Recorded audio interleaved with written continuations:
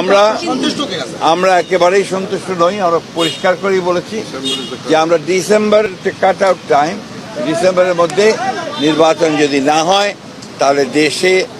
আসসালামু আলাইকুম গাইজ, দেখেন মির্জা আব্বাস, মির্জা ফখরুল সব চোর একসাথে হয়েছে বুঝছেন বাংলাদেশের। তো এরা মনে করেন রাজনীতি চায় বুঝছেন, এরা মনে করেন ইলেকশন চায়। তো এই চোরদেরকে আপনারা চিনে রাখেন, এবং এই চোর বাংলাদেশের এই চোর বাটপারগুলো বাংলাদেশকে অস্থিতিশীল করার জন্য আওয়ামী লীগের মতো উঠে পড়ে লাগছে, বুঝতে পারতেছেন।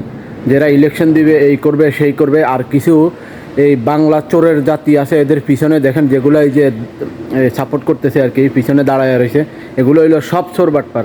তো বাংলাদেশের জনগণ আপনারা চিনে রাখেন এদেরকে, এই চোর বাটপারদেরকে চিনে রাখেন, ঠিক আছে।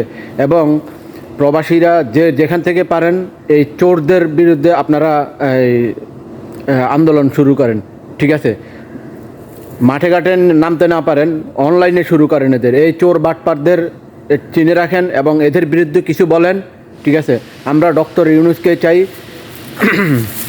ডক্টর ইউনূস স্যার আপনি আগায়া যান, ঠিক আছে। ডক্টর ইউনূস স্যার আগায়া যান, এই চোর বাটপারদেরকে যত শীঘ্রই এদেরকে লকআপে ঢুকান, ঠিক আছে। এদেরকে লকআপে ঢুকাইয়া একটু ডিম থেরাপি, আন্ডার থেরাপি দেন, ঠিক আছে, তাইলে ভালো হবে।